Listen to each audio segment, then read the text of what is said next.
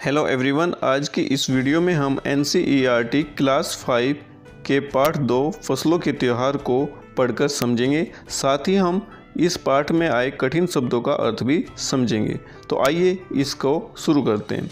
सारा दिन बोरसी के आगे बैठकर हाथ तापते हुए गुजर जाता है। बोरसी होती है अंगीठी। तो सर्दियों में क्या होता है कि सभी लोग अंगीठी के चारों ओर आग जलाकर बैठे हैं। कहाँ तो खिचड़ी के समय धूप में गर्माहट की शुरुआत होनी चाहिए और यहाँ हम सूरज के इंतज़ार में आस लगाए बैठे हुए हैं। खिचड़ी का मतलब यहाँ पर खाने वाली खिचड़ी से नहीं है। यहाँ पर खिचड़ी का जो त्यौहार सर्दियों के मौसम के बाद मनाया जाता है। तो क्या होता है कि पहले जब खिचड़ी का त्यौहार मनाया जाता था तो उस समय पर गर्माहट आनी शुरू हो जाती थी मौसम में, लेकिन अब हमें सूरज का इंतज़ार करना पड़ रहा है क्योंकि पूरे 10 दिन हो गए सूरज लापता है। लापता का मतलब है कि कोहरा छाया हुआ है और सूरज हमें दिखाई नहीं दे रहा है। आज सुबह तो रज़ाई से निकलने की हिम्मत नहीं हो रही थी। सर्दियों में आप देखेंगे कि जब कोहरा होता है और 10 दिन से सूरज ना निकले तो ठंड कितनी बढ़ आती है और इसी कारण से रज़ाई से निकलने की हिम्मत नहीं हो रही थी। बाहर देखने से तो समय का अंदाज़ा बिल्कुल नहीं हो रहा, लेकिन घर में हो रही चहल पहल अब पता चल रहा है। जैसा कि आप देखते हैं कि ठंड के समय हम लोग रज़ाई में रहते हैं और जब हम बाहर झांक कर देखते हैं कि समय कितना हो गया है तो उसका भी अंदाज़ा नहीं लग पा रहा है क्योंकि सूरज की धूप नहीं निकल रही है। लेकिन सुबह हो गई है, इसका पता इससे चल रहा है कि घर में चहल पहल होनी शुरू हो गई है।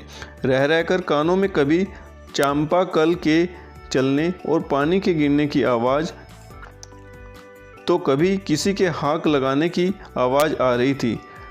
चांपाकल क्या होता है? एक नलकूप होता है जिसको हाथों से चलाकर पानी को निकाला जाता है और फिर पानी गिरने की आवाज़ आ रही है। और किसी को हाक लगाना का मतलब है आवाज़ लगाना। जैसे कि जा भाग के देख केरा के पत्ता आइल कीना, कि भाग के देखो कि केले के पत्ते आ गए हैं या नहीं। केरा मतलब यहाँ पर है केले के पत्ते से। आज ई लोग के उठे कि नहीं का, इसका मतलब है कि आज ये लोग उठे हैं या नहीं। बोल जल्दी तैयार होकस, कि उनको बोलो जल्दी से तैयार हो जाएं, अब तो उठने में ही भलाई है। नहा धोकर हम सभी एक कमरे में इकट्ठा हुए।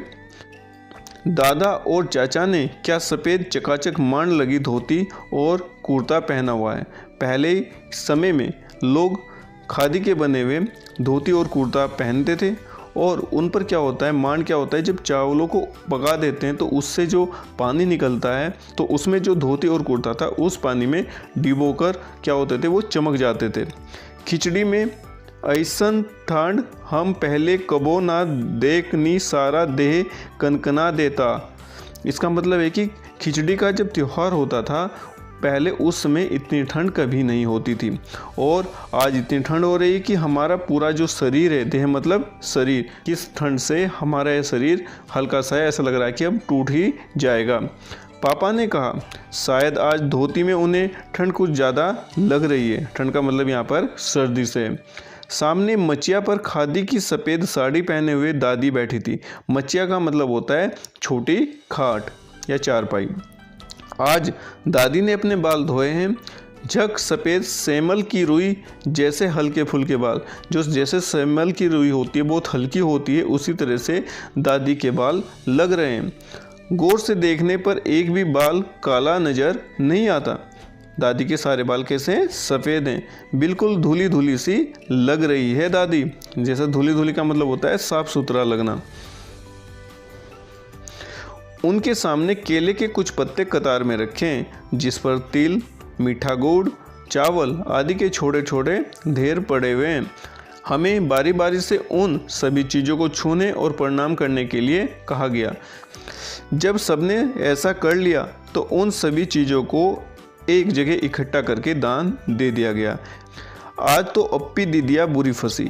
अप्पी दीदिया, अप्पी क्या है? नाम, और दीदिया मतलब दीदी। बुरी फंस गई। क्यों फंस गई?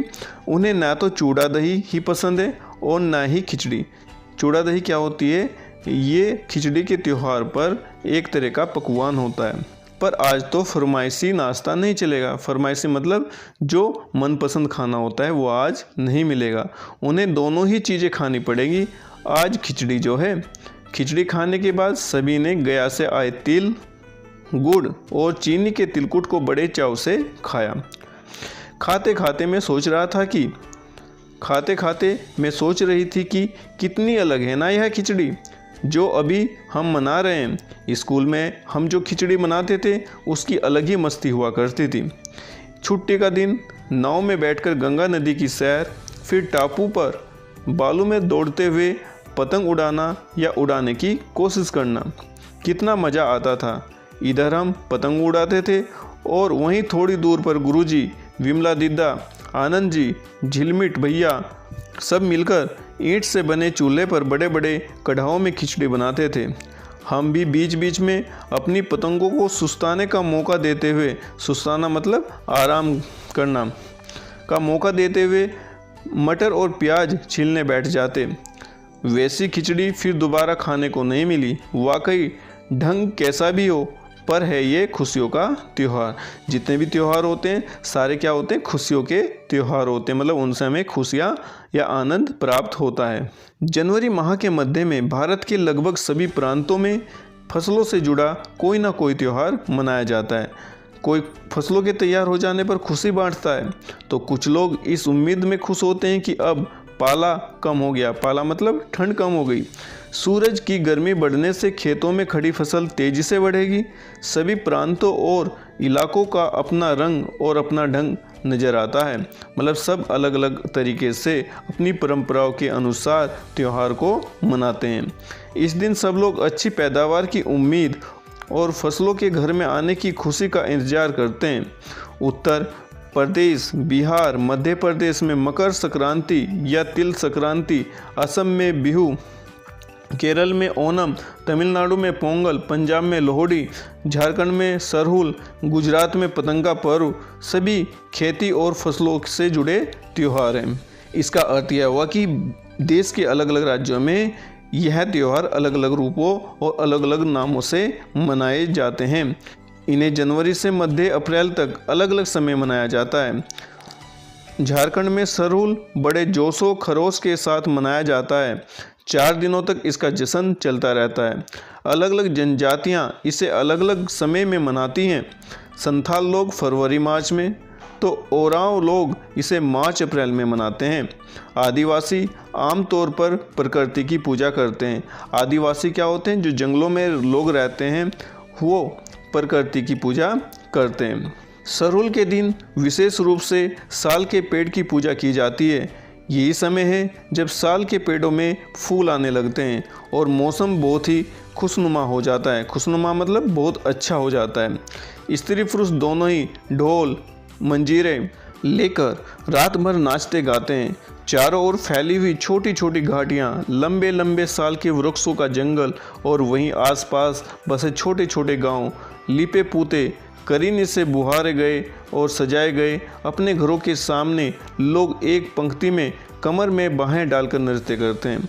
इस अवसर पे क्या करते हैं, लोग अपने घरों को सजाते हैं, सामानों को सजाते हैं और अपने घर के आगे एक दूसरे की कमर में हाथ डाले हुए नृत्य करते हैं।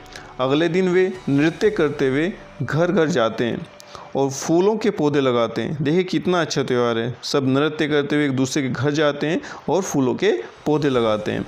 घर घर से चंदा मांगने की भी प्रथा है, पर चंदे में मालूम है क्या मांगते हैं, मुर्गा, चावल और मिश्री। फिर चलता है खाने पीने और खेलों का दौर। तीसरे दिन जाकर पूजा होती है, जिसके बाद लोग अपने कानों में सरई का फूल पहनते हैं।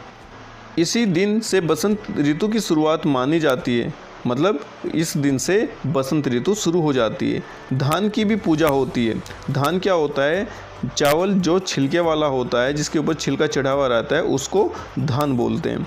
पूजा किया हुआ आशीर्वादी धान अगली फसल में बोया जाता है। तमिलनाडु में मकर संक्रांति या फसलों से जुड़ा त्यौहार पोंगल के रूप में मनाया जाता है। इस दिन खरीफ की फसलें चावल, अरहर, मसूर आदि कटकर घरों में पहुंचती हैं और लोग नए धान कूटकर चावल निकालते हैं। हर घर में मिट्टी का नया मटका लाया जाता है जिसमें नए चावल, दूध और गुड़ डालकर उसे पकाने के लिए धूप में रख देते हैं। हल्दी शुभ मानी जाती है, इसलिए साबुत हल्दी को मटके के मुंह के चारों ओर बांध देते हैं। यह मटका दिन में 10:30-12 बजे तक धूप में रखा जाता है। जैसे ही दूध में उफान आता है और चावल मटके से बाहर गिरने लगता है तो पोंगला पोंगल पोंगला पोंगल यानी कि खिचड़ी में उफान आ गया के स्वर सुनाई देते हैं। दूसरी ओर गुजरात में पतंगों के